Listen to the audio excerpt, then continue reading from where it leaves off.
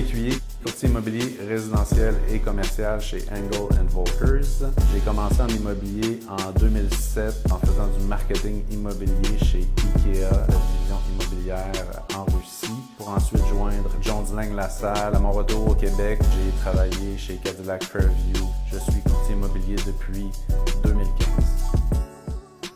Outre le titre de courtier immobilier résidentiel et commercial, je travaille présentement à compléter le RPA pour Real Property Administrator.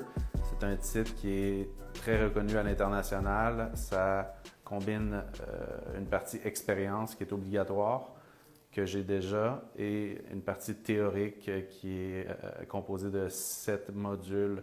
Donc, il me reste 2 modules à compléter pour pouvoir avoir le titre RPA.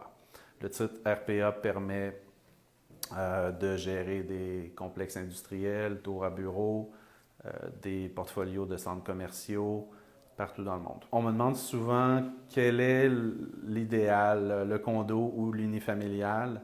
Il n'y a pas de réponse simple, c'est vraiment en fonction des besoins, du mode de vie de l'acheteur, souvent en fait c'est un couple souvent. Au-delà de ces questions de préférence et de mode de vie, c'est sûr qu'on apprend en évaluation que le terrain en immobilier va prendre de la valeur. Le bâtiment peut perdre de la valeur s'il n'est pas évidemment entretenu convenablement.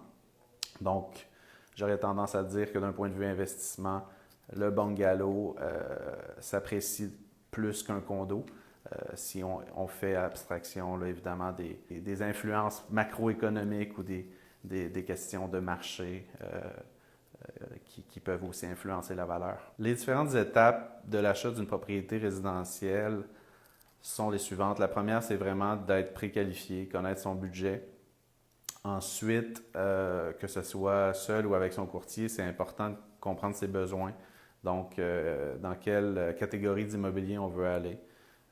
Que ce soit la copropriété, l'unifamilial, est-ce qu'on veut une propriété à revenu ou on sera propriétaire occupant. C'est tous des choix assez tôt, là, idéalement, qu'on doit faire.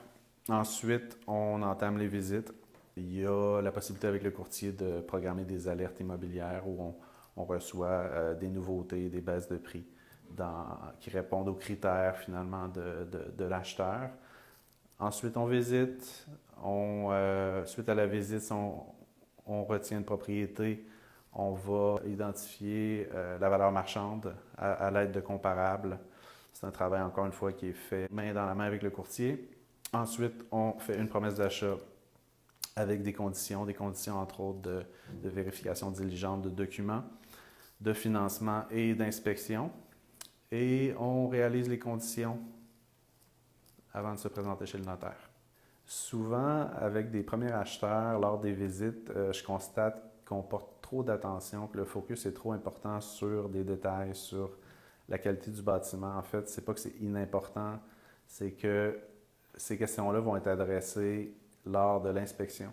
Alors, j'encourage toujours mes clients, lors des visites immobilières, de se projeter. D'abord, la chose qui compte, c'est de voir s'ils vont s'y plaire. C'est des visites qui, parfois, vont durer 30-45 minutes seulement, qui vont avoir une incidence sur les 10 prochaines années de leur vie. Donc, ce n'est pas le moment de focusser vraiment sur des détails. Il faut y aller au niveau des besoins, encore une fois, du lifestyle. Est-ce que ça correspond à ces niveaux-là aux acheteurs? Ensuite, dans un deuxième temps, lors de l'inspection qui va durer jusqu'à parfois 3 heures, c'est le moment de chercher, oui, des défauts. Mais avant la visite, je vais regarder la fiche descriptive avec mes clients. On va regarder, entre autres, la toiture. Donc, l'année d'installation du recouvrement de la toiture. La qualité aussi du recouvrement extérieur. Est-ce que c'est brique ou pas? Et ça va influencer, évidemment, la valeur de la propriété. Parce que quand on va sortir des comparables, si l'acheteur veut avancer sur la propriété, faire une offre, on veut que les comparables soient, oui, comparables. L'inspection, en date d'aujourd'hui, n'est pas obligatoire au Québec, mais nous, on la recommande toujours. C'est en fait une obligation des courtiers immobiliers de recommander l'inspection. On voit particulièrement dans dans la région de Montréal et maintenant de plus en plus dans la région de Québec, des transactions se faire en offres multiples, sans conditions d'inspection. C'est une façon pour l'acheteur d'améliorer ses chances d'acquérir la propriété quand il est en compétition contre d'autres. Malheureusement, ce n'est pas légiféré présentement. Je sais qu'il y a des pourparlers peut-être pour rendre obligatoire les inspections. Surprenamment, les caractéristiques qui ont une répercussion positive ou négative sur le prix souvent n'ont rien à voir avec la propriété. C'est souvent une question de marché, d'offre et de demande. Alors, si par exemple on est dans un marché de vendeurs où il y a moins de 8 propriétés dans une segmentation catégorie géographie pour un seul acheteur, alors la valeur va automatiquement à la hausse. À l'opposé, si on est dans un marché où il y a plus de 8 propriétés par acheteur, il y aura matière, il y aura marge de négociation. Donc, avant même de penser là, aux caractéristiques uniques de la propriété, il y a vraiment le marché qui influe.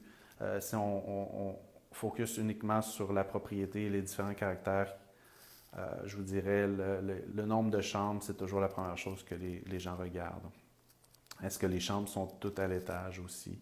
Ou est-ce qu'il y a 3 chambres à l'étage? À la base, c'est ce que les jeunes familles veulent. Ensuite, la superficie habitable. C'est quelque chose qui a beaucoup d'importance pour plusieurs acheteurs.